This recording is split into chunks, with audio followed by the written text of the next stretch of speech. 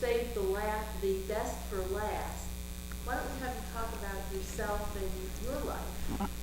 Well, whatever it is, the end of my life will be whenever it'll be, and I'll be buried in the Decatur City Cemetery.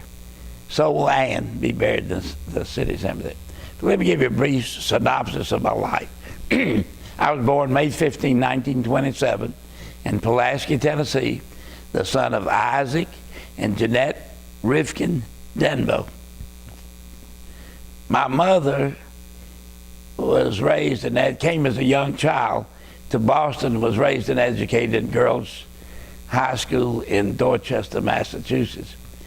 My father came here as an immigrant to his brother in 1907, where they started the business together, and we date our current company back, now known as Tennessee Valley Recycling, back to that particular date as a starting time. But as far as myself, I grew up in a very provincial town of Pulaski, Tennessee. In the Great Depression, the elementary school did not open.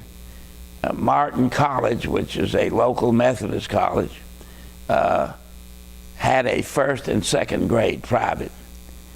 My father and mother sent me when I was but 5 years of age to the first and second grade at 5. And so I was ahead always of anybody in the classes as I went through school, graduating high school at age 16. But anyway, I took violin lessons. My mother and father envisioned me as a concert violinist. I did pretty good. I remember the first piece I did in concert was the Kol Nidre, the one that's done in the synagogue every high holiday, on Yom Kippur. That was when I played my first concert, the Kol Nidre. Anyway, I went through high school. I decided I want to be a jazz musician. So instead of playing violin, I learned to play jazz trumpet. And was in the band and won 2 national first division medals in music. Anyway, I went away to college when I was but 16, 17. Before I was 18, I'd enlisted in the Navy. And I served in the Navy until I was 19. I was on the pre-commissioning crew of the USS Oregon City, the newest and latest model of the heavy cruisers of the United States Navy, a one-stack heavy cruiser. It was heavily armed, brand new ship, 2 shakedown trips, was in 1972 cut up for scrap iron, brand new ship, because the little Aegis cruiser they have now has 10 times the firepower.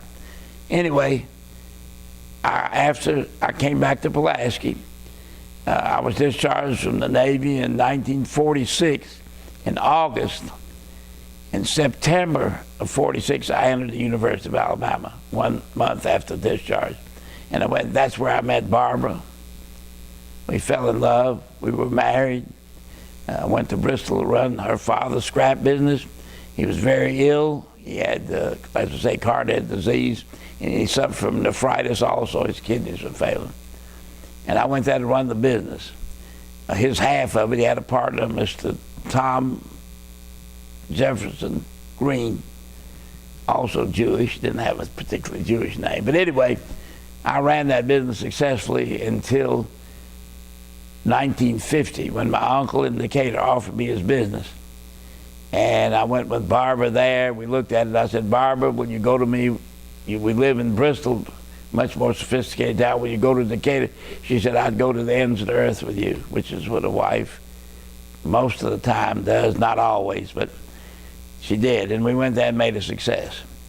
Unfortunately, she died young. We had 3 children, came with 1 child. We had 1 child that we brought with us when we came to Decatur. My oldest daughter, Leslie, then Melissa and Joel, in turn, were born in Decatur. Still live there, I do.